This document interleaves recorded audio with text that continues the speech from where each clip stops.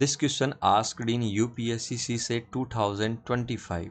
आपको वीडियो को पॉज करना है, क्वेश्चन को अच्छे से रीड करना है और रीड करने के बाद सोल्व करने की कोशिश करनी है। क्वेश्चन में दिया गया है the price of P of a commodity is first increased by k%, then decreased by k%, and again increased by k% and again decreased by k%. If the new price is q, then what is the relation between p and q? आपको कुछ नहीं करना, जो मैं समझाता हूँ उसको ध्यान से देखना है और ध्यान से देखने के बाद फॉलो करना, आपको क्वेश्चन गारंटेड समझ में आएगा। बेटे, अगर मैं कहूँ किसी भी वस्तु की वैल्यू क्या है 100 है या 100%, अगर मैं कहूँ इसकी वैल्यू को 10% कम कर दो तो आप कहोगे सीधा इसकी वैल्यू 90 कर दो। तो बेटा मैं यह भी तो कह सकता हूँ, अगर मैं कहूँ कि इसकी वैल्यू को 10% कम कर दो तो आप सीधा 90 कहोगे, लेकिन मैं ऐसे भी तो लिख सकता हूँ कि 1 माइनस 10%, 10% का मतलब 10/100 इक्वस टू, अब इसकी वैल्यू क्या हो जाएगी 100 माइनस 10/100, वो आ गया 90/100, वो क्या आ गई बेटा 90%। तो पहले इसकी वैल्यू क्या थी 100%, तो बेटा डायरेक्ट मैंने क्या कहा कि 10% कम कर दो, तो उसको बेटा आप 90% लिख रहे थे कि डायरेक्ट कम करके, लेकिन उसको लिखने का तरीका एक ये भी तो है। लेकिन अगर इस तरीके से मैं कहूँ कि P की वैल्यू 100% है तो उसको बेटा 20% बढ़ा दो, तो आप सीधा कहोगे सर ये तो 120% हो जाएगा, लेकिन मैं उसको ऐसे भी तो लिख सकता हूँ 1 प्लस 1 क्यों लिखा बेटा, 1 का मतलब 1 इसलिए लिखा क्योंकि 100% का मतलब क्या होता है 100/100, और 100 से 100 कटेगा तो 1 आएगा। तो 1 प्लस कितना बढ़ा है बेटा 20% का मतलब 20/100। तो बेटा ऐसे भी तो लिख सकता हूँ, अगर मैं कहूँ कि मैंने P 100% था, मैंने 20% बढ़ाया, तो बेटे मैं उसको क्या लिखूंगा 1 प्लस 20/100। तो इसका मतलब भी क्या होगा, एलसीएम आएगा 100 प्लस 20, लास्ट में जाके क्या आ जाएगा 120/100, इसका मतलब 120%। तो कहने का मतलब अगर मैं 100% को 20% इंक्रीज करना चाहूँ तो मैं ऐसे भी लिख सकता हूँ, और 100% को बेटा 10% डिक्रीज करना चाहूँ तो मैं ऐसे लिख सकता हूँ। इसी तरीके से इस क्वेश्चन में कमोडिटी का प्राइस क्या था बेटा P था। P को बेटा हमने फर्स्ट टाइम क्या किया इंक्रीज किया, कितना k%। तो वैसे बेटे यहाँ पे जैसे कि 20% इंक्रीज किया था, वैसे यहाँ पे k% इंक्रीज किया, तो मैं क्या लिख सकता हूँ 1 प्लस k/% को 100। फिर बेटा जो भी प्राइस आई ये वाली कंप्लीट प्राइस P मल्टीप्लाई ये वाली, तो बेटा इस कंप्लीट प्राइस को क्या कर दिया बेटा, देखो फर्स्ट टाइम P जो प्राइस थी उसको k% हमने बढ़ा दिया, तो k% P प्राइस को बढ़ाया तो बेटा ये वैल्यू मिल गई। इस वैल्यू को अब बेटा क्या किया है k% डिक्रीज किया है, मतलब जैसे 10% डिक्रीज किया ऐसे लिखा, तो k% डिक्रीज को कैसे लिखेंगे 1 माइनस k/100।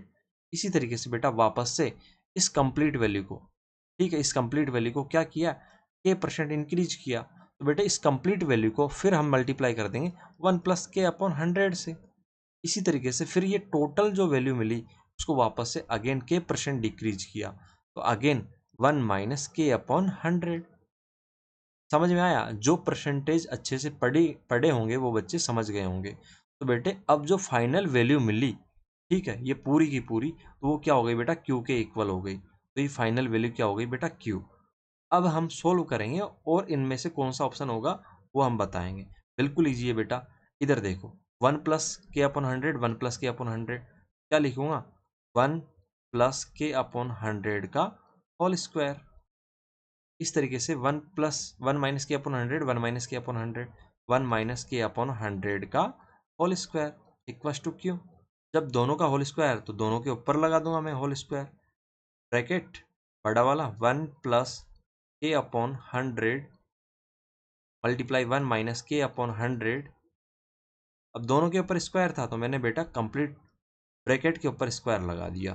ठीक है, हमको ऐसे बनाना है क्वेश्चन को, हमारे दिमाग में ये होना चाहिए। तो P बेटा कौन सा वाला आइडेंटिटी लगेगा, a plus B A minus B वाला। वो आइडेंटिटी क्या होता है बेटा a प्लस बी और a minus B equals to a square minus B square होता है। ठीक है, यहीं पे ये लगा देंगे a प्लस बी मतलब 1 plus k upon 100, a minus B 1 minus k upon 100, तो क्या हो जाएगा बेटा a square minus B square मतलब 1 का स्क्वायर माइनस a अपॉन 100 का होल स्क्वायर। ठीक है बेटे, ये हो जाएगा इक्वस टू क्यों। अब आगे बढ़ूँ मैं, नेक्स्ट पेज पे बढ़ते हैं। क्या आएगा बेटा, चलो इधर ही कर लेते हैं।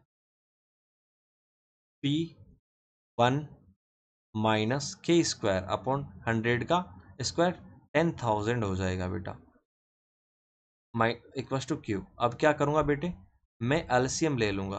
कितना आएगा 10,000, सॉरी बेटा ये अंदर का स्क्वायर हुआ था, बाहर का स्क्वायर तो बाहर ही रहेगा, तो बाहर वाला स्क्वायर हमने हटा दिया था, हटना नहीं चाहिए, वो ऊपर ही रहेगा। 10,000 एलसीएम आ गया बेटे, तो यहाँ पे 1 की जगह 10,000 माइनस के स्क्वायर इक्वस टू क्यू।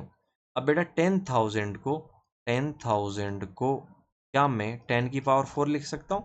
बिल्कुल लिख सकता हूँ। तो मैं क्या करूँगा यहाँ पे, इधर देखो, P ब्रैकेट में 10 की पावर 4 माइनस जो भी है बेटा के स्क्वायर, और नीचे भी 10,000 है तो 10 की power 4 whole square equals to Q.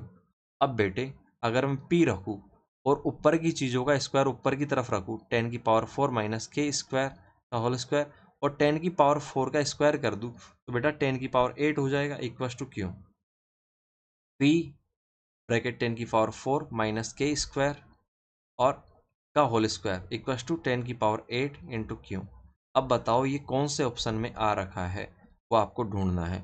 इधर देखो, P 10 की पावर 4 माइनस के स्क्वायर का होल स्क्वायर बिल्कुल इक्वस टू 10 की पावर 8 क्यों, तो ऑप्शन नंबर ए इसका करेक्ट आंसर हो जाएगा। वेरी वेरी इजी क्वेश्चन था, बस आपको परसेंटेज में ऐसे करना आना चाहिए।